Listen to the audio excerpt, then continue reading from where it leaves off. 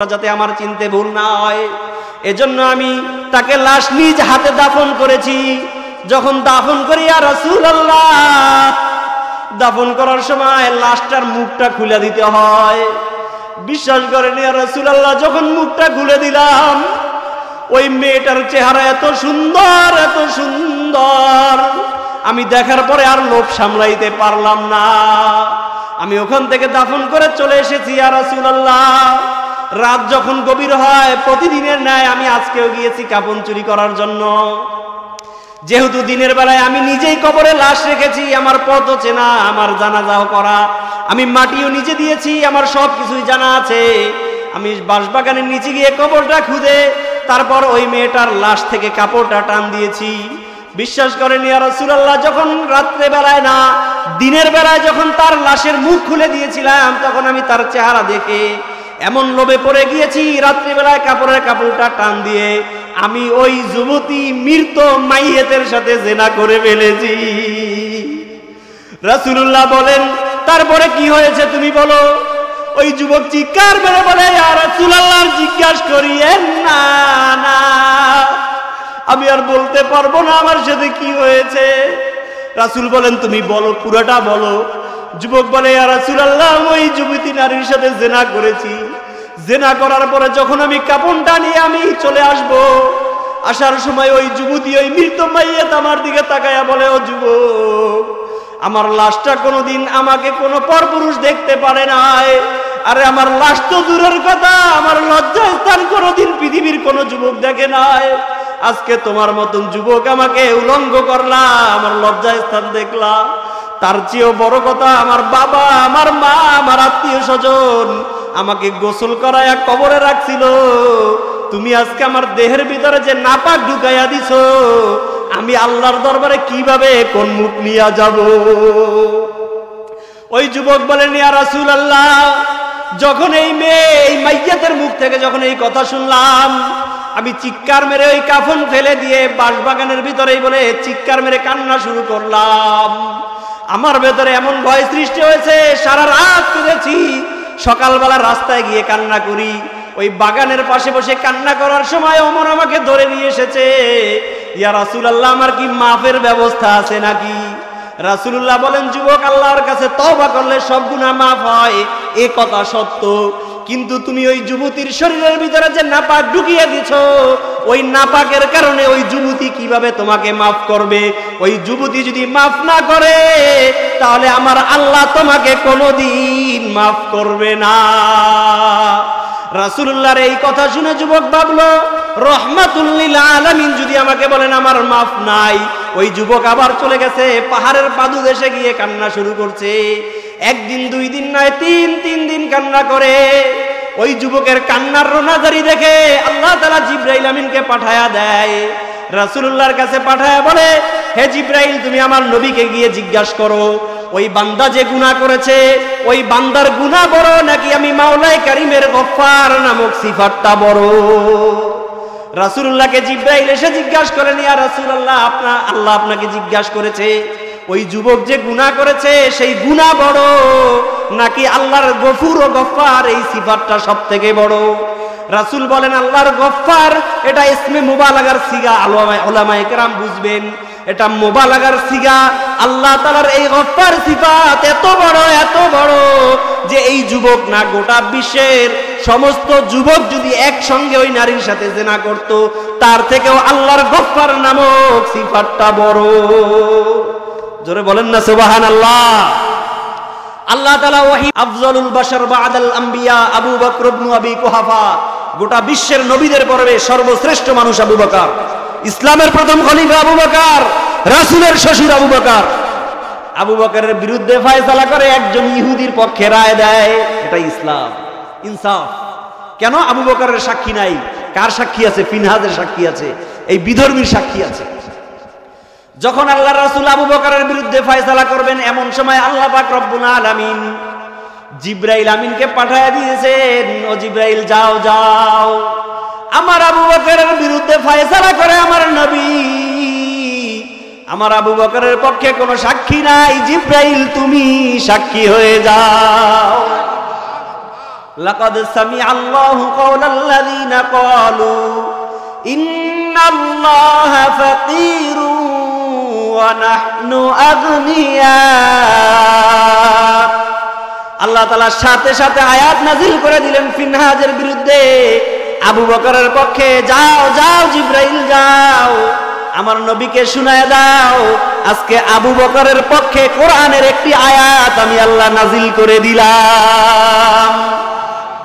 আমি এই ঘটনাটা বলেছি শুধুমাত্র ইনসাফ শোনানোর জন্য। ইনসাফ, ন্যায় পরায়ণতা ইসলামে আমাদেরকে শিখিয়েছে যে মুসলিম আর অমুসলিম আসছে, এখন মুসলমানের পক্ষে রায় দিয়ে দিব। কি মুসলমানের পক্ষে দিব? সাক্ষী যার পক্ষে, প্রমাণ যার পক্ষে, তার পক্ষে রায় হবে। আর আজকে আমাদের আদালতে দেখা যায় নিজের ছেলে, নিজের ছেলের মেয়ের বন্ধুর বান্ধবীর ওই লতায় পাতায় আত্মীয়, তার পক্ষেও রায় চলে যায়। কথা বলেন ঠিক কিনা? আজকে আদালতের একজন ঝাড়ুদার, একজন ক্লিনারও যদি আত্মীয় থাকে আসামির, তার পক্ষে রায় যায়। কথা বলেন ঠিক কিনা? কিন্তু ইসলাম শিখিয়েছে যে আবু বকরের মতন সাহাবী তার বিরুদ্ধে রায় যায়, কিন্তু আল্লাহ তাআলা সহ্য করতে না পেরে আবু বকরের পক্ষে আয়াত নাযিল করে দিয়েছেন। কিয়ামত পর্যন্ত এই আয়াত মানুষ পাঠ করবে। এই আয়াত ফিনহাসের বিরুদ্ধে আবু বকরের পক্ষে নাযিল হয়েছে, বলি সুবহানাল্লাহ। ইনসাফ ছিল, ইনসাফ শুধু রাসূলের ভেতরে না, পরবর্তী সাহাবায়ে কেরামের ভেতরে। আপনাদের যাদের বড় মোবাইল আছে আপনারা সার্চ করে দেখবেন, গোটা বিশ্বের ভেতরে সবথেকে বড় লাইব্রেরি হলো ফ্রান্সে। ফ্রান্সের সবথেকে বড় লাইব্রেরি মালিক, ওয়ানার হলো একটা মেয়ে, মহিলা। তার ওই লাইব্রেরির ভিতরে সবথেকে বেশি বই the life history of Omar, হযরতে ওমরে ফারুক রাদিয়াল্লাহু তাআলা আনহুর জীবনী নিয়ে সবথেকে বেশি বই লিখেছেন। যারা সমস্ত বইগুলোকে সংগ্রহ করে ওই ফ্রান্সের লাইব্রেরির ভিতরে সে জমা করেছে। তখন একজন মুসলিম যুবক ওই ফ্রান্সের লাইব্রেরিতে প্রবেশ করে জিজ্ঞেস করেছেন, বোন, আমি আপনার কাছে জানতে চাই যে আপনি তো একজন খ্রিস্টান, আপনার লাইব্রেরিতে থাকলে যিশু খ্রিস্টের বই থাকার কথা। কথা বলেন ঠিক কিনা? তার ধর্মের নবী যে, তার বই থাকার কথা, কিন্তু আপনি ওমরের উপরে কেন ক্রাশ খেয়েছেন? ওমরকে আপনার এত কেন ভালো লাগে? ওমরের জীবনী নিয়ে আপনি ৭,০০০ বই কেন জমা করেছেন? ফ্রান্সের সেই লাইব্রেরিতে বাংলা ভাষায় লেখা বই, উর্দু ভাষায়, ইংরেজিতে লেখা, আরবিতে লেখা, ফ্রান্সের ভাষায় লেখা, সমস্ত ভাষায় লেখা এরকম ৭,০০০ বই সে জমা করেছে। ওই মহিলাকে যখন জিজ্ঞাসা করা হলো, হযরতে ওমরকে আপনার এত কেন ভালো লাগে? ওমরের জীবনী নিয়ে আপনি ৭,০০০ বই কেন আপনার লাইব্রেরিতে জমা করেছেন? তখন ওই মহিলা বলে, আমি হযরত ওমরের একটি জীবনী পড়তেছিলাম। হযরত ওমর যখন খলিফাতুল মুসলিমিন ছিলেন, খলিফাতুল মুসলিমিন থাকার সময় হযরত ওমরের একজন গভর্নর ছিল, যার নাম হলো আমর ইবনুল আস। আমর ইবনুল আসকে মিশরের গভর্নর হিসেবে হযরত ওমর পাঠিয়ে দিয়েছে। যখন মিশরের গভর্নর হিসেবে আমর ইবনুল আস গিয়েছে, গিয়ে দেখে মিশরে একটা নদী আছে, যেই নদীটার নাম হলো নীল নদ, নীল দরিয়া। আপনারা শুনেছেন না নাম? নীল দরিয়া, নীল নদী। আমর ইবনুল আস গিয়ে সেখানে দেখে যে ওই নীল দরিয়া বছরে একটা টাইম হঠাৎ করে শুকিয়ে যায়, ওখানে পানি থাকে না। সারা বছর পানি থাকে, কিন্তু এক সময় হঠাৎ করে শুকিয়ে যায়, আর পানি আসে না। আমর ইবনুল আস এলাকার মানুষদেরকে জিজ্ঞাসা করলেন, ভাই, তোমাদের এই নীল দরিয়ায় পানি নাই, তাহলে তোমরা কিভাবে তোমাদের জীবন জীবিকা নির্বাহ করো? তোমাদের জমিগুলোতে কিভাবে পানি সিঞ্চন করো? আমর ইবনুল আসকে ওই এলাকার মানুষ জবাব দিল, ভাই আমর, আমাদের এই এলাকায় নীল দরিয়ার পানি যখন শুকিয়ে যায়, আমরা তখন খুঁজতে থাকি আমাদের এলাকার ভিতরে সব থেকে সুন্দরী নারী কার আছে, সব থেকে সুন্দরী, পরমা সুন্দরী এরকম কুমারী মেয়ে কার আছে, যেই মেয়েটার এখনো বিবাহ হয় নাই।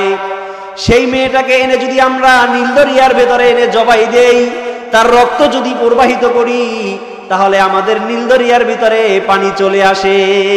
জোরে বলেন নাউজুবিল্লাহ। তাহলে আমাদের এই পদ্মা সেতুতে যে বলে, পদ্মা সেতুর পিলার গাড়তে গিয়া কল্লা লাগছে, মাথা লাগছে, এই কাহিনী আজকের না, এই কাহিনী সেই আগের জামানার। কথা বলেন ঠিক কিনা? মিশরের গভর্নর আমর ইবনুল আস বলেন, ভাই, এটা কিভাবে সম্ভব?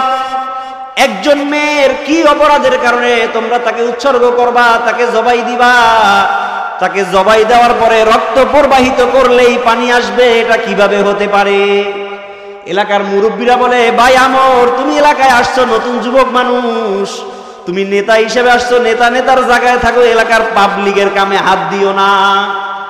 আমর ইবনুল আস বলে, না না, আমার শাসন আমলে আমি একজন গভর্নর, আমি খলিফাতুল মুসলিমিন ওমরের গভর্নর, আর আমার এলাকায় মানুষ হত্যা হবে, নিরপরাধ মানুষ, এটা আমি কোনোদিন হতে দেব না। হযরত আমর ইবনুল আস বলেন, ভাই এবছর কাকে জবাই দেওয়ার পালা নিছো তোমরা?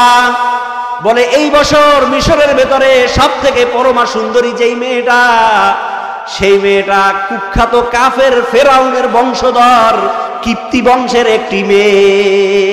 জোরে বলেন নাউজুবিল্লাহ। ফেরাউনের বংশধর, যে মেয়েটা মুসলমান না, ফেরাউনের বংশের নাম ছিল কিপ্তি। এই কিপ্তি বংশের মেয়ে, তাকে জবাই করা হবে। আমর ইবনুল আস বলেন, না না, এটা হতে পারে না। আরে আমার শাসন আমলে, ওমরের শাসন আমলে মুসলমান তো দূরের কথা, একজন মানুষের রক্ত প্রবাহিত হবে, এটাও কোনোদিন হতে পারে না। জোরে বলেন সুবহানাল্লাহ। আমর ইবনুল আস বলেন, ভাই না, জবাই করতে দিব না। বলে জবাই করতে না দিলে তুমি নীল দরিয়ায় পানি এনে দাও। আমর ইবনুল আস হতভম্ব হয়ে গেলেন যে কিভাবে পানি আনবো। আমর ইবনুল আস নদীর কাছে যায়, দোয়া করে একবার, আবার মসজিদে আসে, দোয়া করে, আল্লাহ তুমি পানি দাও, পানি দাও। যদি পানি না আসে এলাকার মানুষ আমাকে ধরবে, আমি মেয়েটাকে হত্যা করতেও দিলাম না, তার রক্ত প্রবাহিত করতে দিলাম না, আবার এদিক থেকে নীল দরিয়ায় পানিও নাই, মানুষ মানবে না। আমর ইবনুল আস কিছু না পেরে একটা চিঠি লিখলেন খলিফাতুল মুসলিমিন ওমরের কাছে। ওমরের কাছে চিঠি লেখে, হে আমিরুল মুমিনিন, আমাদের মিশরের নীল দরিয়ার পানি শুকিয়ে গেছে, এখানে পানি আসে না। এখানে একটা মেয়েকে উৎসর্গ করলে, জবাই করে তার রক্ত প্রবাহিত করলে পানি আসবে, এই প্রথা চালু আছে। আমি এখন কি করব? আমি তো এমন এক ইসলামের গভর্নর, যে ইসলাম মুসলমানের না, অমুসলিমেরও জান রক্ষা করে। কথা বলেন ঠিক কিনা? আমর ইবনুল আসের ওই চিঠি পেয়ে হযরতে ওমর ফারুক একটা চিঠি লিখলেন, মিন খলিফাতিল মুসলিমিন ওমর ইবনুল খাত্তাব ইলা বাহরিন নীল। খলিফাতুল মুসলিমিন ওমরের পক্ষ থেকে নীল দরিয়ার কাছে। আজকে তো আমাদের সমাজে আমরা চিঠির যুগ নাই, আগে একটা সময় চিঠি ছিল না, অমুকের পক্ষ থেকে অমুকে চিঠি লেখে। রাসূল সাল্লাল্লাহু আলাইহি ওয়াসাল্লাম নিজেও চিঠি লিখতেন। হযরত ওমরের কাছে ফেরাউনের বংশধর কিপ্তি বংশের একটা মেয়ের জান রক্ষার জন্য চিঠি এসেছে। ওমর কেমন খলিফা ছিল, মাঝে একটা কথা বলি। আজকে আমাদের দেশের শাসকরা, তারা মানুষের জান রক্ষা করবে কি, তারা নিজেরাই আরো মানুষ মারে। কথা বলেন ঠিক কিনা? হযরত ওমর একদিন কান্না করেন আর বলেন, আয় আফসুস, আল্লাহ তাআলা যদি আমাকে জিজ্ঞাসা করেন, ওয়ালাউ মা তাকালবুন আলা শাতাইনিল ফুরাত, আরে আমার পার্শ্ববর্তী এলাকায় ফুরাত নদীর তীরে যদি একটা কুকুর না খেয়ে মারা যায়, কুকুর যদি অভুক্ত অবস্থায় মারা যায়, লাখিফতু আইয়াস আলানি আল্লাহু আনহা, আমি ওমর ভয় পাই আল্লাহ নিয়ে আমাকে জিজ্ঞাসা করে, ওমর তুমি খলিফা ছিলা, তুমি রাষ্ট্রনায়ক ছিলা, তুমি প্রধানমন্ত্রী থাকার সময় তোমার রাষ্ট্রের একটা কুকুর না খায়া মারা গেছে। বলেন না আল্লাহু আকবার। একটা কুকুরের ব্যাপারে ওমর ভয় পায়, সেখানে একটা কিপ্তি বংশের মেয়ে, ফেরাউনের বংশধর। আমাদের দেশের মুসলমান হলে বলতো ফেরাউনের বংশধর, থো আরে জবাই দে। এই কথা বলেন ঠিক কিনা? কিন্তু হযরত ওমর চিঠি লেখেন, মিন খলিফাতিল মুসলিমিন ওমর ইবনুল খাত্তাব ইলা বাহরিন নীল ফায়া বাহরান নীল ইন কুনতি জারিয়াতান মিন কিবালিকা ফালা তাজরি। আমি ওমর খলিফাতুল মুসলিমিনের পক্ষ থেকে নীল দরিয়ার কাছে চিঠি, ফায়া বাহরান নীল, হে নীল দরিয়া, ইন কুনতি জারিয়াতান মিন কিবালিকা, তুমি যদি আল্লাহর পক্ষ থেকে নয়, তুমি যদি নিজের পক্ষ থেকে প্রবাহিত হও, ফালা তাজরি, তাহলে তোমার আর জীবনে কোনোদিন পানি দেওয়ার দরকার নাই। ওয়া ইন কুনতি মিন আমরিল্লাহ, হে নীল দরিয়া শোনো, তুমি যদি আল্লাহর নির্দেশে প্রবাহিত হও, তাহলে আমি আল্লাহর প্রতিনিধি ওমর বিন খাত্তাব নির্দেশ দিচ্ছি, তুমি প্রবাহিত হয়ে যাও। এই চিঠি নিয়ে যখন অশ্বারোহী আমর ইবনুল আসের কাছে এসেছে, আমর ইবনুল আসের কাছে দিয়ে আমর ইবনুল আস চিঠিটা বন্ধ করে খুলে দেখার অনুমতি নাই। চিঠিটা নিয়ে নীল নদীর ভিতরে নামছে, নীল দরিয়ার ভিতরে গিয়া এইভাবে নীল দরিয়ার ভিতরে ফেলে দিয়েছে। ফালার সাথে সাথে আমর ইবনুল আস বলেন, তারিখের কিতাবে এসেছে, আমর ইবনুল আস বলেন, আমি চিঠি ফেলতে দেরি, আমি দৌড়ে নীল দরিয়ার কিনারায় যাওয়ার আগে হাঁটু সমান পানি চলে এসেছে। ওমর ইবনুল খাত্তাব কি ইনসাফ কায়েম করেছে যে আরে মুসলমান তো দূরের কথা, ফিরাউনের মতন কাট্টা কাফেরের বংশধর একটা মেয়ে তার জানও রক্ষা করেছে, বলি আল্লাহু আকবার। এটার নামই হল ইসলাম। আজকে ইসলামের ব্যাপারে কটূক্তি করে, ইসলামকে বলে সন্ত্রাসের ধর্ম, কথা বলেন ঠিক কিনা? তারা জানে না ইতিহাস। গিয়ে দেখো ফ্রান্সের সেই মেয়ের লাইব্রেরি, সে তার লাইব্রেরির ভিতরে ওমরের জীবনী 7000 বই সংগ্রহ করেছে। তাকে জিজ্ঞাসা করা হলে সে বলে যে এই ঘটনা যেদিন আমি জানতে পেরেছি যে ওমরের মতন খলিফা, ওমরের মতন কঠোর মানুষ, ওমরের মতন লৌহ মানব, সে একজন ফেরাউনের বংশধরের মেয়েকে রক্ষা করার জন্য, তার প্রাণ রক্ষার জন্য নিজে চিঠি লিখে মদিনা থেকে পাঠিয়ে দিয়েছে, সেদিন থেকে আমি ওমরের জীবনী খোঁজা শুরু করেছি, বলি আল্লাহু আকবার। আপনাদেরকে বলছিলাম যে ইনসাফ কায়েম করা, কি কায়েম করা? ইনসাফ, ন্যায়পরায়ণতা।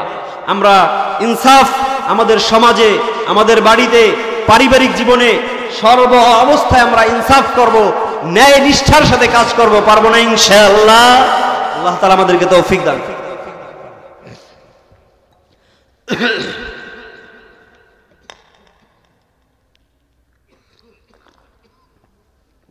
আমি বলছিলাম আল্লাহ তাআলার প্রিয় 60টি গুণ।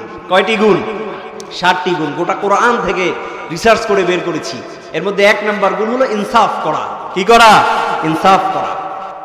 2 নাম্বার গুণ আল্লাহ তাআলা কোরআনুল কারীমের ভিতরে বলেন, সূরা আলে ইমরানের 76 নাম্বার আয়াত, বালা মান আওফা বিআহদিহি ওয়াত্তাকা ফাইন্নাল্লাহা ইউহিব্বুল মুত্তাকিন।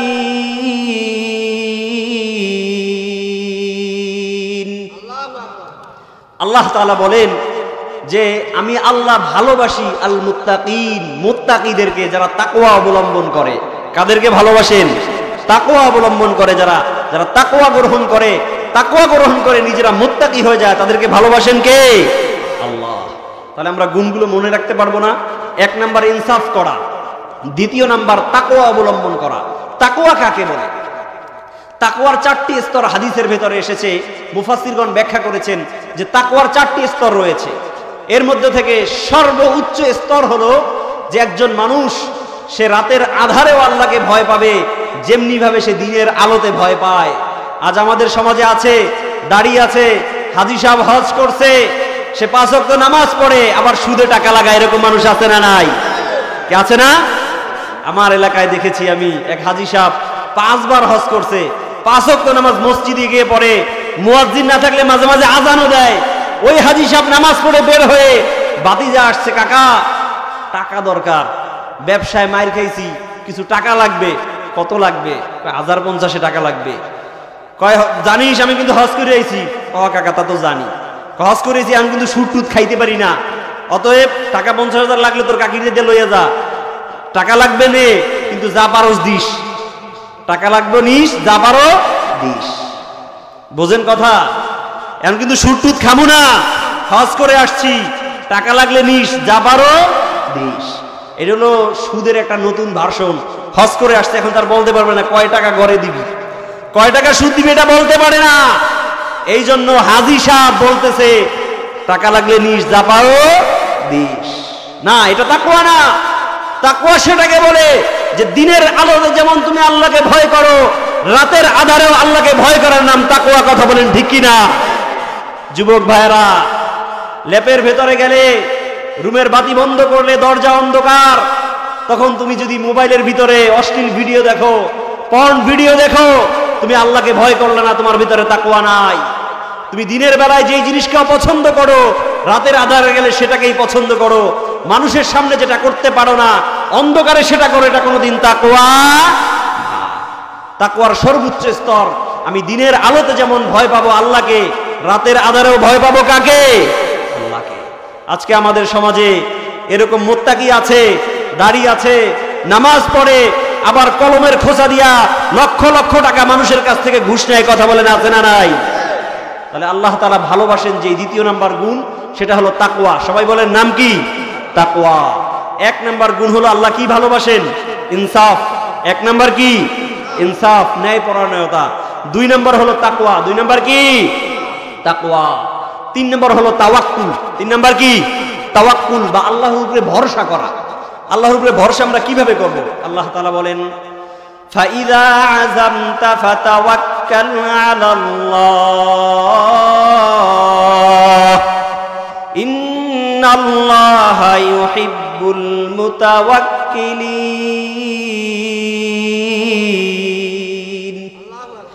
আল্লাহ তাআলা তাওয়াক্কুলকারী বান্দাদেরকে ভালোবাসেন। কাদেরকে ভালোবাসেন? তাওয়াক্কুলকারী। তাওয়াক্কুল মানে কি? ভরসা করা আল্লাহর উপরে। আল্লাহর উপরে কিভাবে ভরসা করব? আমার দোকান আছে, আমার দোকানটা রেখে আমি এখন নামাজ পড়তে যাব। চিন্তা করলাম যে নামাজ পড়তে তো যাবই, তাহলে দোকানটা খোলা থুয়ে যাই। আল্লাহর কাম করতে যাইতেছি, তাহলে আল্লাহর কাম আমি করবো, আল্লাহ আমার কাম করবে, আমার দোকানটা পাহারা দেবে, আমি দোকানের ঝাপ খুলে দিয়ে গেলাম।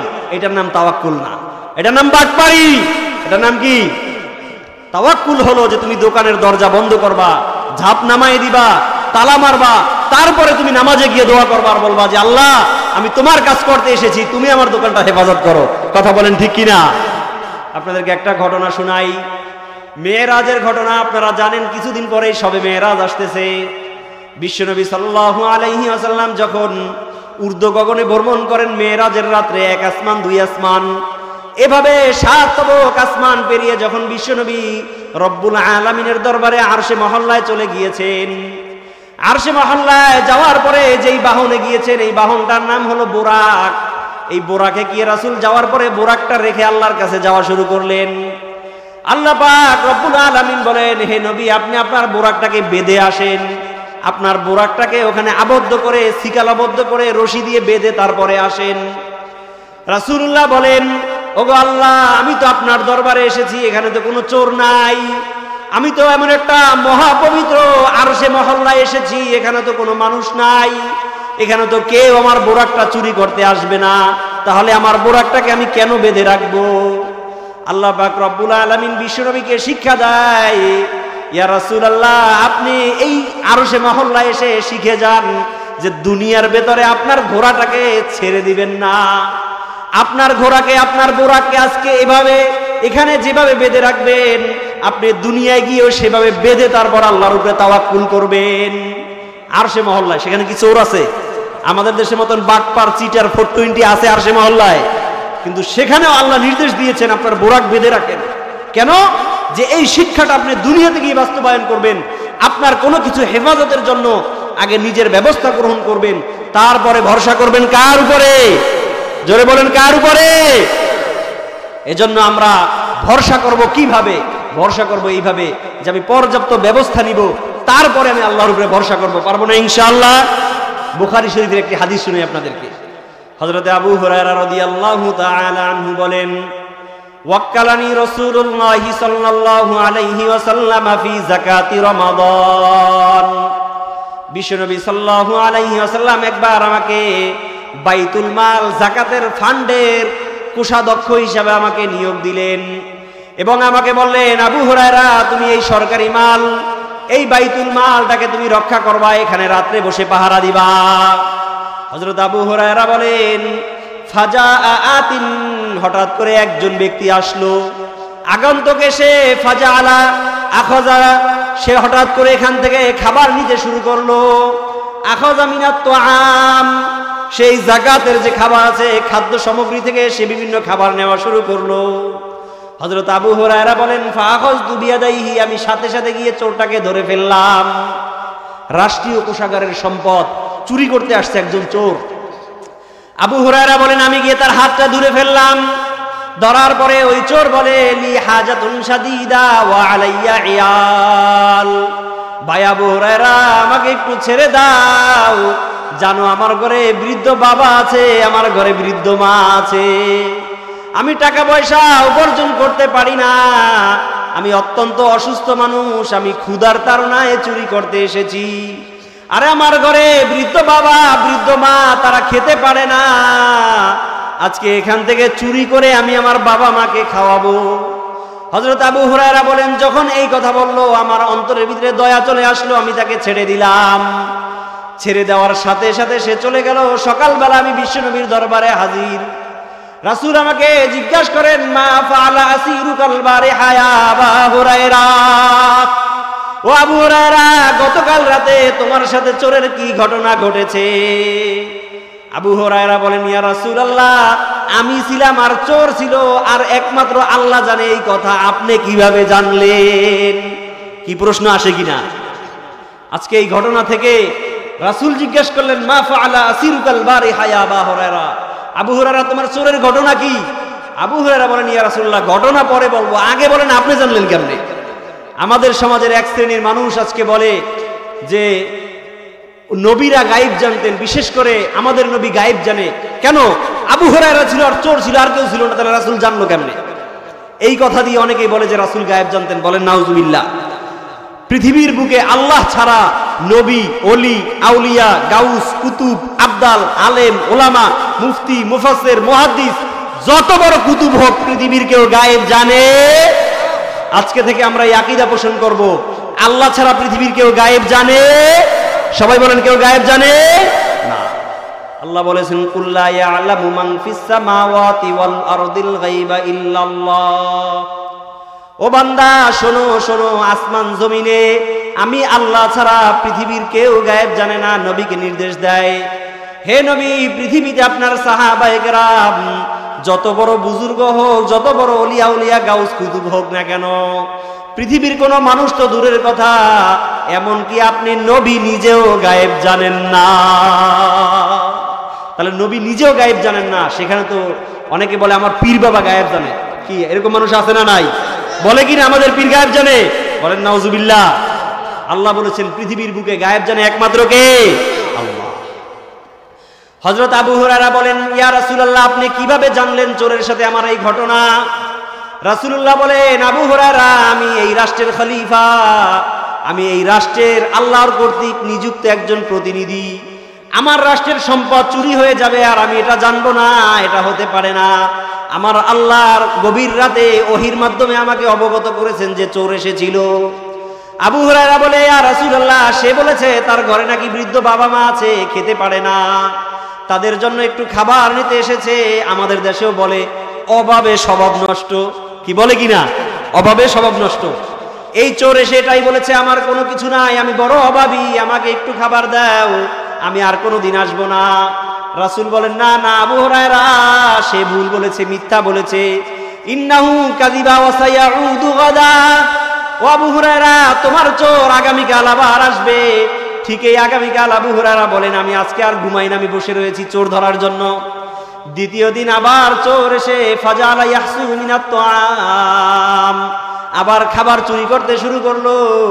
আবু হুরায়রা বলেন, ফাআখাযতু বিয়াদাইহি, আমি গিয়ে তার হাতটা আবার ধরে ফেললাম। ধরার পরে চোর বলে, ভাই আজকেও আমাকে ছেড়ে দাও, বিশ্বাস করো আজকে আমার শেষ দিন, আর কোনোদিন আসবো না। আবু হুরায়রা বলেন, আজকেও আমার দিলে অন্তরে মায়া জাগলো, আমি ছেড়ে দিলাম। তৃতীয় দিন আবার চোর যখন আসলো, আবু হুরায়রা বলেন, আমি তার হাত ধরে বললাম, লা উরফি আন্নাকা ইলা রাসূলিল্লাহ, আজকে বাবায়ও কাজ হবে না, মায়ও কাজ হবে না, আমি তোমাকে বিশ্বনবীর দরবারে নিয়ে যাব। ওই চোর বলে, ইন্নী উআল্লিমুকা কালিমাত, আবু হুরায়রা, তুমি যদি তোমার সম্পদকে চুরি করা থেকে বাঁচাইতে চাও, আমি তোমাকে একটা আমল শিক্ষা দিতে পারি। যদি তুমি ওই আমলটা করো, আল্লাহ তাআলা নিজে তোমার মাল রক্ষা করবেন। আরো জোরে বলেন সুবহানাল্লাহ। হযরত আবু হুরায়রা বলেন, ভাই তাহলে আমাকে শিক্ষা দাও। সে শিক্ষা দেয়, আবু হুরায়রাকে শিক্ষা দেয়, আল্লাহু লা ইলাহা ইল্লা হুয়াল হাইয়ুল কাইয়্যুম। এই কালিমা অর্থাৎ আয়াতুল কুরসি যদি ভাই আবু হুরায়রা তুমি পরে রাত্রি বেলায় ঘুমাও, লাম ইয়াজাল আলাইকা মিনাল্লাহি হাফিজ, আবু হুরায়রা তুমি নাক টেনে ঘুমাতে পারবা, আল্লাহ তাআলা আসমান থেকে ফেরেশতা নাজিল করে তোমার মাল রক্ষা করবেন। এই ঘটনা আপনাদেরকে বললাম যে তাওয়াক্কুল করার বিষয়। আল্লাহ তাওয়াক্কুলকারীদেরকে ভালোবাসেন, আল্লাহর উপরে ভরসা করতে হবে। আচ্ছা, আমি আপনাদের কাছে জানতে চাই, রাসূল যে এই রাষ্ট্রীয় কোষাগারের মাল রেখেছিলেন, কোনো পাহারাদার রাখেন নাই, সিকিউরিটি গার্ড রাখেন নাই? আবু হুরায়রাই তো পাহারাদার ছিল। কি কথা বলেন, ঠিক কিনা? আবু হুরায়রা পাহারাদার ছিল না? এই ঘটনা, এটা বুখারীর হাদিস। এই ঘটনা থেকে প্রমাণ পাই আমরা যে আমাকে তাওয়াক্কুল করতে হবে, ভরসা করতে হবে আল্লাহর উপরে, ঠিক। তবে আমাকে আগে ব্যবস্থা গ্রহণ করে তারপরে তাওয়াক্কুল করতে হবে। কথা বলেন ঠিক কিনা? সাথে সাথে একটা আমল শিখতে পারলাম, রাত্রিবেলায় যখন ঘুমাবো তখন ঘুমের সময় আমরা দরজা লাগানোর সময় আয়াতুল কুরসি ঘরে পড়ে তারপর ঘুমাবো। ওই ঘর আল্লাহ তাআলা চোর, ডাকাত, ছিনতাইকারী সব কিছুর হাত থেকে রক্ষা করবেন। কথা বলেন ঠিক কিনা? আমি নিজেও যখন রাত্রে ঘুমাই, আমার বাইকটা বাহিরে থাকলে আমি আয়াতুল কুরসি পড়ে বাইকে ফু দিয়ে তারপরে গিয়ে ঘুমাই, নিশ্চিন্তে ঘুমাই। আলহামদুলিল্লাহ, এই পর্যন্ত আমার প্রায় 8 বছর আমি বাইক চালাই। এর আগেও আমার গাড়ি ছিল, কোনোদিন কিছু হয় না, আমার গাড়ি সবসময় বাইরে থাকে। এজন্য আজকে থেকে আয়াতুল কুরসির আমলটা করতে পারবেন না সবাই ইনশাআল্লাহ? আমি বলছিলাম আল্লাহ তাআলা 7টি গুণ পছন্দ করেন। 1 নাম্বার ইনসাফ, 2 নাম্বার তাকওয়া, 3 নাম্বার তাওয়াক্কুল। 3 নাম্বার কি? তাওয়াক্কুল। সবার একটু বলতে হবে 3 নাম্বার কি? আমি কিন্তু বলেছি এটা আমার ওয়াজ না, এটা ক্লাস, মুখস্থ করে যেতে হবে ওয়াজ। 4 নাম্বার গুণ, আল্লাহ তাআলা বান্দার যেই 4 নাম্বার গুণটা পছন্দ করেন সেই গুণটা হলো সবর করা, ধৈর্য ধারণ করা। আল্লাহ তাআলা কোরআনুল কারীমের ভেতরে বলেন, ওয়াল্লাহু ইউহিব্বুস সাবিরিন।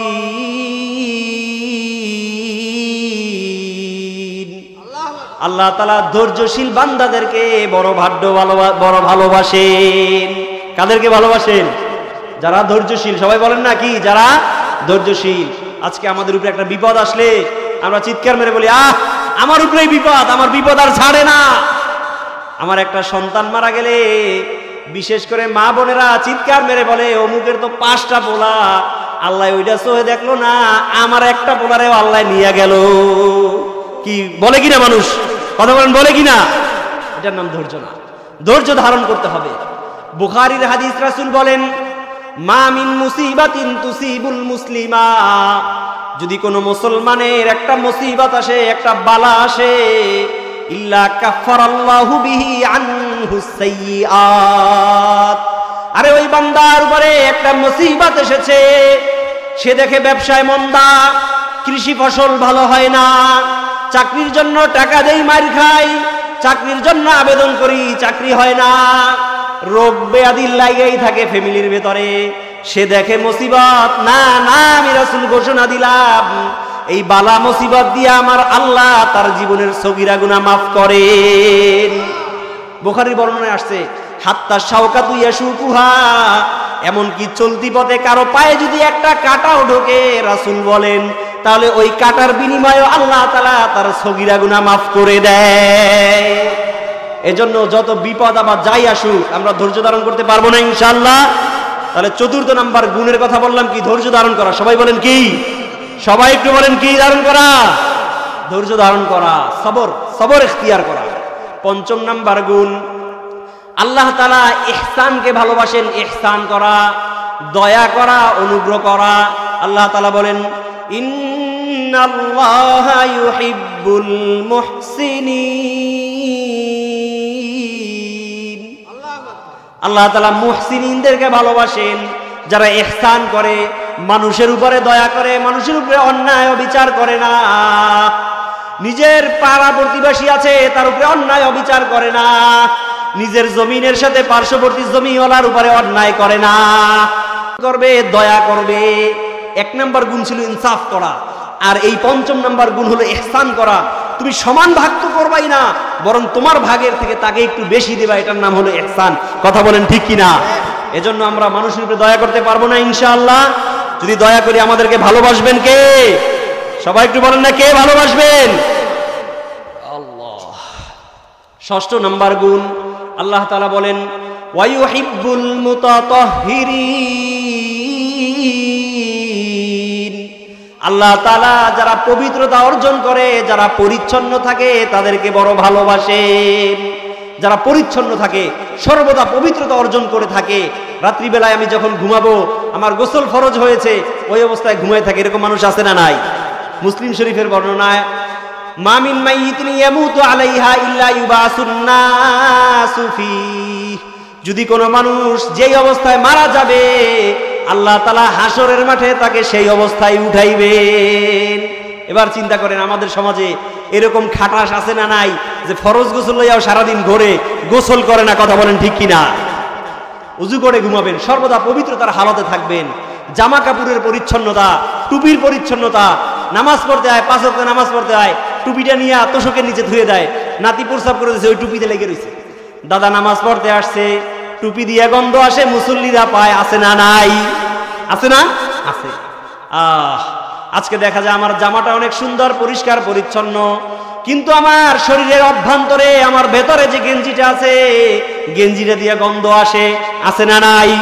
আমার শরীরের ভিতরে গোপন যেই লোমগুলো আছে, যেগুলো কাটা আমার জন্য আবশ্যক, দিনের পর দিন চলে যায়, 40 দিন পার হয়ে যায়, তারপরে কাটে না।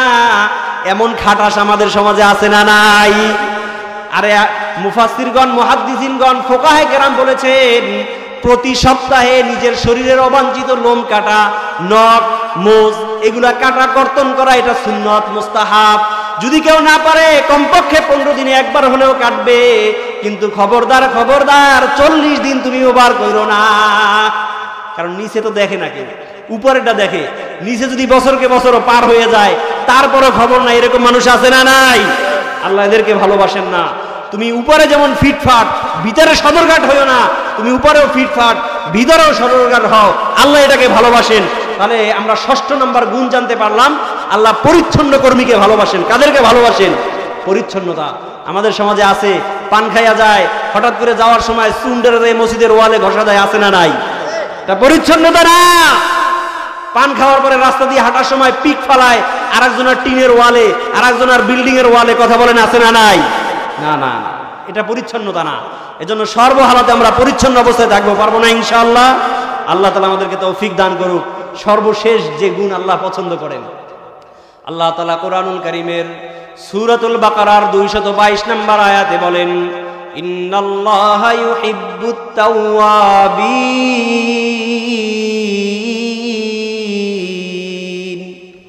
আল্লাহ তাআলা তাওবাকারী বান্দাদেরকে ভালোবাসেন। তাওবা কাদেরকে ভালোবাসেন? তাওবা। আরেকটা মাত্র গুণ আছে, এই যে উঠে যায়, জানবে কিভাবে? 60টি গুণের কথা বলেছি, 6টি গুণ বলা শেষ, আর একটি মাত্র গুণ আছে। আল্লাহ বান্দার যে গুণটি পছন্দ করেন সেটা হলো তাওবা করা। কি করা? তাওবা করা। যদি কোনো বান্দা খাঁটি তাওবা করতে পারে, আমার আল্লাহ বলেন, ইয়া আইয়ুহাল্লাযীনা আমানু তুবু ইলাল্লাহি তাওবাতান নাসুহা। ও বান্দা, তুমি যদি তাওবায়ে নাসুহা করতে পারো, তাহলে আমি আল্লাহ তোমাকে 4টি মর্যাদা দান করব। কয়টি মর্যাদা? 4টি মর্যাদা। কয়টি মর্যাদা দান করবেন? 4টি। তাওবায়ে নাসুহা কাকে বলে? তাফসীরের কিতাব থেকে বলছি, তাফসীরু মাআলিমিত তানজিলের ভিতরে আল্লামা আবু জাফর মুহাম্মদ ইবনে জারির বলেন যে নাসুহা এই শব্দটা নাসহাতুন থেকেও আসতে পারে, নাসাহাতুন থেকেও আসতে পারে। যদি নাসহাতুন থেকে আসে তার মানে পট্টি লাগানো, আর যদি নাসাহাতুন থেকে আসে তাহলে এর অর্থ সেতু বন্ধন তৈরি করা। আল্লামা ফখরুদ্দিন রাজি তার তাফসিরে কাবীরের ভিতরে, আল্লামা শিহাবুদ্দিন মাহমুদ আলুসি তার তাফসিরে রুহুল মাআনির ভিতরে, আল্লামা জারুল্লাহ জামখশরী তার তাফসিরে কাশফের ভিতরে উল্লেখ করেন, জগৎ বিখ্যাত এই 3টা তাফসির দেখলাম যে তাওবায়ে নাসুহা মানি হলো, বান্দা তুমি গুনাহ করার কারণে আল্লাহর থেকে যে দূরত্ব সৃষ্টি হয়েছে, তুমি যখন খাঁটি তাওবা করবা, আল্লাহর সাথে তোমার সেই দূরত্ব দূরভূতি হয়ে যাবে। তোমার থেকে, আল্লাহর থেকে যে তুমি দূরে সরে গেছো, তাওবায়ে নাসুহা মানে খাঁটি তাওবা, মানে আল্লাহর সাথে আবার অ্যাডজাস্ট হয়ে যাবে, অ্যাটাচড হয়ে যাবে, আল্লাহর সাথে মিলে যাবে এমন ভাবে যে আল্লাহ তোমার জীবনের সব গুনাহ মাফ করে দিবেন। বলি সুবহানাল্লাহ। এজন্য আমরা তাওবায়ে নাসুহা করতে পারবো না ইনশাআল্লাহ? আপনাদেরকে একটা ঘটনা শুনে আমি এখানে শেষ করব। তাওবায়ে নাসুহা কাকে বলে? তাওবায়ে নাসুহা, খাঁটি তাওবা কিভাবে তাওবা করতে হয়? খাঁটি তাওবা যদি কোনো বান্দা করে, আল্লাহ বলেন, আসা রাব্বুকুম মাইয়ুকাফিরু আনকুম সাইয়্যাত। আরে বান্দা, গুনাহ করেছো, গুনাহ করেছো, আরে রাতের আধারে গুনাহ করেছো, দিনের বেলায় দিনের আলোতে গুনাহ করেছো, কাবিরা সাগীরা, ছোট বড়, জাহিরি বাতিনি, প্রকাশ্য গোপনে যত গুনাহ করেছো, গুনাহ করার সাথে সাথেই তওবা করো। গুনাহ করার কোন সময় তওবা করবে? সাথে সাথে তওবা করো। যদি তওবা করতে পারো, তোমার জীবনের সব গুনাহ মাফ করে দিব। হাদিসের কিতাবের ভেতরে এসেছে, হযরতে ওমর ফারুক রাদিয়াল্লাহু তাআলা আনহু রাস্তার পাশ দিয়ে হেঁটে যাচ্ছিলেন। যাওয়ার পথে দেখেন একজন যুবক কান্না করে, চিৎকার মেরে কান্না করে। হযরতে ওমর জিজ্ঞাসা করেন, ও ভাই যুবক, তুমি কেন কান্না করো? ওই যুবক বলে, ভাই ওমর, জানো আমি এমন একটা গুনাহ করছি যেই গুনার কারণে আমার ভয় হয়, আমি জানি না আমার কোনোদিন মাফ হবে কিনা, আমি ভয় পাইতেছি, এই জন্য আমি কোথাও যাই না, আমি রাস্তার পাশে বসে কান্না করি। হযরতে ওমর বলেন, ভাই তুমি কোন গুনাহ করছো আমি জানি না, তবে আমি ওমরের থেকে বড় গুনাহগার তুমি কোনোদিন না। কারণ আমি ওমর যখন মুসলমান ছিলাম না, আমি অসংখ্য ইসলামের সৈনিককে হত্যা করেছি, আমি অসংখ্য মুসলমানদের সাহাবীদেরকে আমি মেরেছি। শুধু তাই নয়, আমি ওমর রাসূলুল্লাহর কল্যাণের জন্য চলে গিয়েছিলাম, আমার বোন ফাতেমাকে আমি কোরআন পড়া অবস্থায় মেরেছি, কোরআনকে রক্তাক্ত করেছি। ও ভাই, তুমি কি আমার মতো এই ধরনের গুনাহ করছো নাকি? বলে, না ওমর, আমি এই ধরনের গুনাহ করি নাই। ওই যুবক বলে, ভাই তাহলে তুমি কেন কান্না করো, চলো চলো রাসূলুল্লাহর দরবারে যাই। ওই যুবক বলে, না ভাই ওমর, আমি এমন গুনাহ করেছি আমার পক্ষে কোনোদিন রাসূলের দরবারে যাওয়া সম্ভব না, আমার বড় লজ্জা হয়, আমি কিভাবে রাসূলুল্লাহর দরবারে যাব। হযরত ওমর বলেন, রে ভাই, তুমি তো এমন সময় গুনাহ করেছো যেই সময় পৃথিবীতে রাহমাতুল লিল আলামিন জীবিত আছে। আমি ওমর যত বড়ই গুনাহ করি না কেন, রাহমাতুল লিল আলামিন যখন আমার জন্য দোয়া করেছেন, আল্লাহুম্মা আইজ্জাল ইসলাম বিআহাদিল উমরাইন, আয় আল্লাহ, মক্কার ভিতরে সুপার পাওয়ার দুইজন, একজন হলো আবু জাহেল, একজন হলো ওমর। অপর একটি riwayতের ভিতরে এসেছে, আল্লাহুম্মা আইজ্জাল ইসলাম বিউমর ইবনুল খাত্তাব ওয়া বিউমর ইবনে হিশাম, আয় আল্লাহ, তুমি আবু জাহেল অথবা ওমর বিন খাত্তাব এই দুইজনের যে কোনো একজনকে ইসলাম ধর্ম গ্রহণ করায়া কালিমার পতাকা উড্ডীন করো। ওই যুবককে ওমর বলে, ভাই জানো রাসূলুল্লাহ যেই রাতে আমার জন্য এই দোয়া করেছেন, সেই দিন রাত পার হওয়ার পরের দিন আল্লাহ তাআলা আমাকে ইসলাম ধর্ম গ্রহণ করার সুযোগ দিয়েছেন। তাহলে আমার মতন ওমরের জীবনের সব গুণ যদি আল্লাহ মাফ করে দেয় রাহমাতুল লিল আলামিনের কারণে, চলো ভাই চলো, তুমি রাহমাতুল লিল আলামিনের দরবারে চলো। যুবক বলে, না ভাই ওমর, আমার যে গুণ আমার বড় ভয় লাগে, তুমি আগে পারমিশন নাও, রাসূলুল্লাহ আমাকে তার দরবারে আসার অনুমতি দিবেন কিনা। বিশ্বনবী যুবককে ডেকে পাঠালেন, ওমর নিয়ে গেছে। যাওয়ার পরে যুবককে জিজ্ঞাসা করে, যুবক তুমি কি গুনাহ করেছো, তুমি কি মানুষ হত্যা করেছো? বলে, না ইয়া রাসূলুল্লাহ। তুমি কি জিনা করেছো নাকি? বলে, না ইয়া রাসূলুল্লাহ, এর থেকেও বড় গুনাহ। বলে, তুমি কি তোমার মা বাবাকে প্রহার করেছো নাকি? বলে, না ইয়া রাসূলুল্লাহ, এর থেকেও বড় গুনাহ। বলে, তুমি কি ইয়েতিমের মাল আত্মসাৎ করেছো নাকি? বলে, না ইয়া রাসূলুল্লাহ, এর থেকেও বড় গুনাহ। যুবক যখন বলে, ইয়া রাসূলুল্লাহ, আমি বলতে পারবো না আমি কি গুনাহ করেছি, এর থেকেও বড় গুনাহ। রাসূল বলেন, ও যুবক, তুমি যদি না বলো তোমার তাওবার ব্যবস্থা কিভাবে হবে, তুমি একটু বলো তুমি কোন ধরনের গুনাহ করেছো। ওই যুবক বলে, ইয়া রাসূলুল্লাহ, আমি পেশাদার একজন কাফন চোর।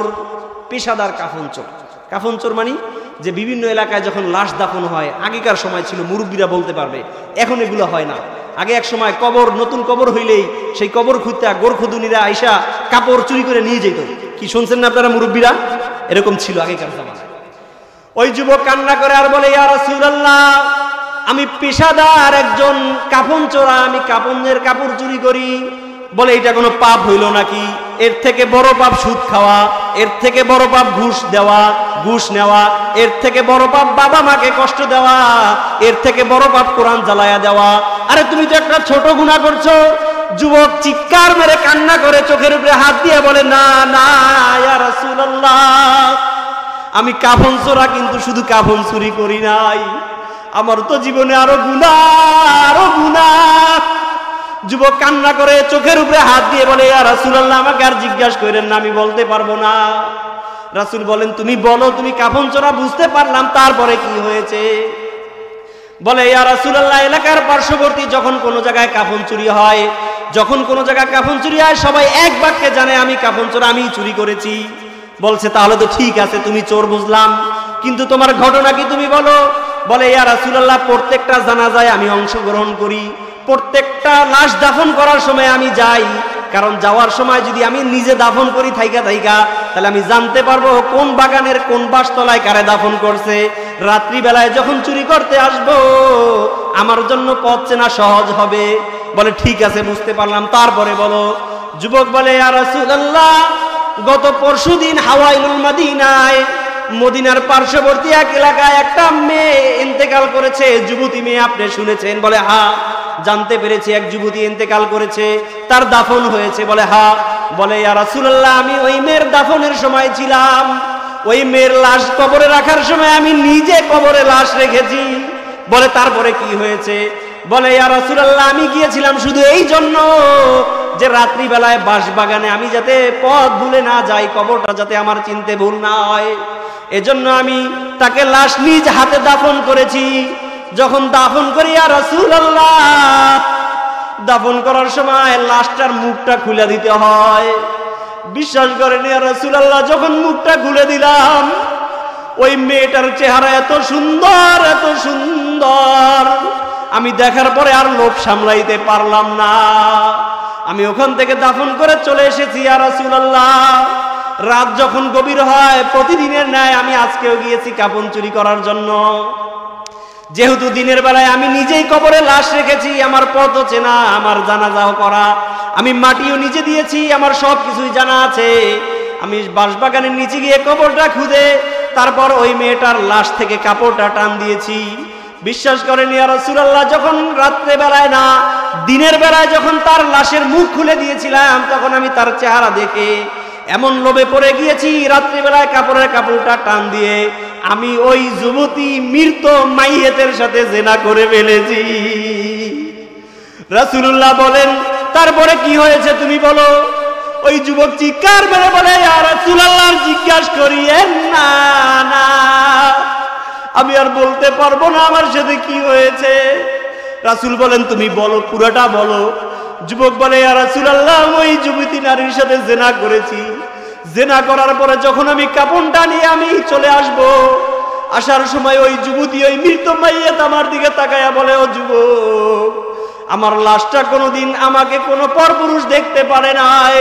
আরে আমার লাশ তো দূরের কথা, আমার লজ্জাস্থান কোনোদিন পৃথিবীর কোনো যুবক দেখে নাই। আজকে তোমার মতন যুবক আমাকে উলঙ্গ করলা, আমার লজ্জাস্থান দেখলা। তার চেয়েও বড় কথা, আমার বাবা, আমার মা, আমার আত্মীয় স্বজন আমাকে গোসল করায়া কবরে রাখছিল।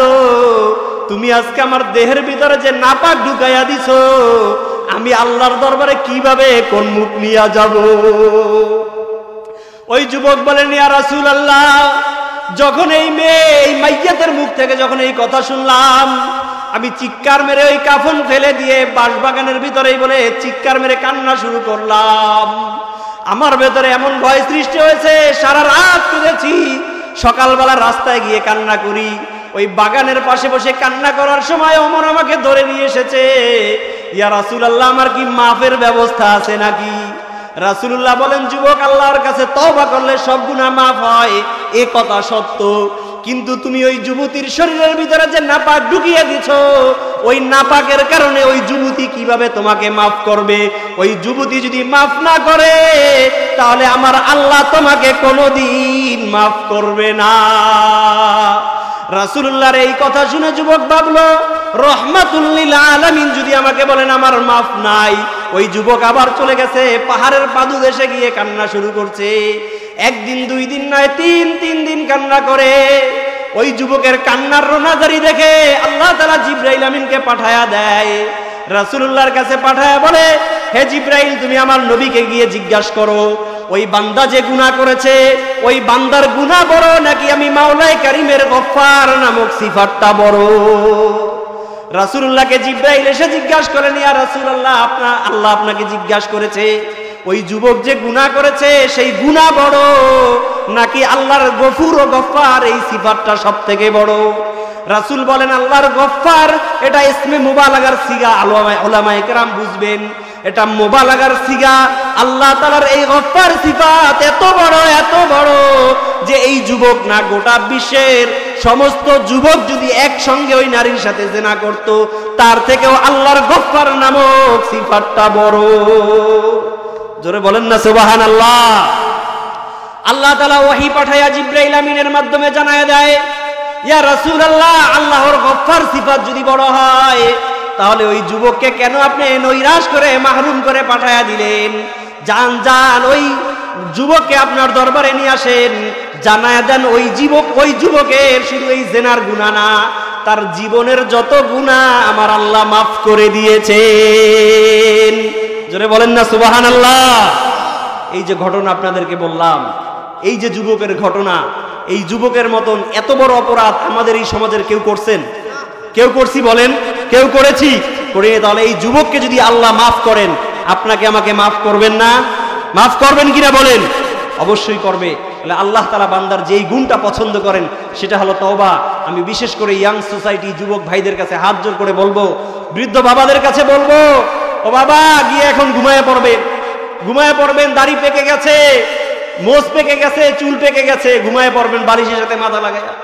কি গুনাহ করেছেন? বালিশের সাথে মাথা লাগাইয়া শুধু 1 মিনিট চিন্তা করেন, আল্লাহ আমি যদি আজকে রাত্রে মারা যাই, ভোর রাত্রে মসজিদের মাইকে এলান হবে অমুক বাড়ির অমুকে মারা গেছে, আয় আল্লাহ আমি যত গুনাহ করেছি এই বালিশের সাথে মাথা লাগাইয়া তওবা করলাম, আর জীবনে গুনাহ করব না। আল্লাহ যত গুনাহ করেছি আমার জীবনের সমস্ত গুনাহ মাফ করে দাও। কি পারবেন না এইভাবে করতে? আজকে বালিশের সাথে মাথা লাগাইয়া চিন্তা করবেন যে এখন যদি আমি মারা যাই, ভোর রাত্রে এলান হবে, রাত 2টা-3টা বাজে এলান হবে, সকালবেলায় আমাকে দাফন করা হবে। এই জন্য প্রত্যেক দিন আমরা এই মুহাসাবাটা করব। একটা মুহাসাবা শেষ বলেই আমি আপনাদের আলোচনা শেষ করব। মুহাসাবা কি? হিসাব করা। আপনি প্রতিদিন রাত্রিবেলায় যখন ঘুমাবেন বালিশের সাথে মাথা লাগাই এই চিন্তা করবেন যে আল্লাহ আমি আজকে সকালবেলা ঘুম থেকে ওঠার পরে কয়টা গুনাহ করছি। আমি একজন বেগানা নারীর দিকে তাকিয়েছি, আমি একটা মিথ্যা কথা বলেছি, জমিতে চাষ করতে গিয়ে অপরের জমির পানি আমি নিজের জমিনে নিয়ে আসছি, তার কাছে অনুমতি নেই নাই, আইল টানতে গিয়ে 1 বিঘা তাগায়া দিছি, আমি এই গুনাহ করেছি। এইভাবে প্রত্যেক দিন ঘুমের সময় হিসাব করবেন যে আমি আজকে কয়টা গুনাহ করেছি এবং কয়টা নেকির কাজ করেছি। যে কয়টা নেকির কাজ করেছি এবং গুনার কাজ করেছি, দুইটার মাঝে কম্পেয়ার করে দেখবেন যে আপনার কোনটার সংখ্যা বেশি। যদি দেখেন গুনার সংখ্যা বেশি, ও বৃদ্ধ বাবা তোমার কাছে হাত জোর করে বলি সাথে সাথে দাঁড়ায়া যাও, দাঁড়ায়া ওযু করে 2 রাকাত সালাতুত তাওবার নামাজ পড়ে আল্লাহর কাছে কাঁদো আর বলো, আল্লাহ আজকে আমার গুনার সংখ্যা নেকির চেয়ে অনেক বেশি হয়েছে, তুমি আজকে আমাকে মাফ করে দাও, আমি আর জীবনে এই গুনাহ করব না। ওরে বাবা আজকে যদি এই তাওবাটা করে তুমি ঘুমাইয়া যাও, রাত্রি বেলায় মারা যেতে দেরি, লাম ইয়ামনাহু মিন দুখুলিহিল জান্নাতা ইল্লাল মাউত, সে মারা যাইতে দেরি কিন্তু আমার আল্লাহ জান্নাত দিতে দেরি করবেন না। গুনার সংখ্যা যদি আমার বেশি হয়, সাথে সাথে 2 রাকাত সালাতুত তাওবার নামাজ পড়বেন, পরে তওবা করে তারপরে ঘুমাবেন। অনেকে বলে হুজুর প্রত্যেক দিনই তো এই গুনাহ হইবে, প্রত্যেক দিন যেহেতু গুনাহ হইবে তাহলে তাওবা করে লাভ কি? না না, আমার রাসূল বলেছেন ওয়ালাউ 70 মাররা, যদি কোনো উম্মত একদিনে 70 বার একই গুনাহ করে আর 70 বার যদি আল্লাহর কাছে তাওবায়ে নাসুহা করে, খাঁটি তাওবা করে, একদিনে 70 বার করার পরেও আমার আল্লাহ মাফ করে দিবেন। জোরে বলেন না সুবহানাল্লাহ। এজন্য আমরা সর্বশেষ যে গুণের কথা বলেছি তাওবা করা, এই তাওবার গুণটি অর্জন করতে পারবো না ইনশাআল্লাহ? কারা কারা আজকে থেকে জীবনের সমস্ত গুনাহ তাওবা করে মাফ চেয়ে তারপর ঘুমাবো? কারা কারা পারবেন একটু হাতটা জাগান। আল্লাহ তুমি সবাইকে কবুল করে নাও। আয় আল্লাহ যেই যুবক ভাইয়েরা হাত তুলেছে সবার জীবনের গুনাহ মাফ করে দাও। আয় আল্লাহ যেই বৃদ্ধ বাবারা হাত তুলেছে সবার জীবনের গুনাহ মাফ করে দাও। আয় আল্লাহ পর্দার অন্তরালে যে সমস্ত মা বোনেরা হাত তুলেছে, আল্লাহ সবার জীবনের গুনাহ খাতা মাফ করে দাও।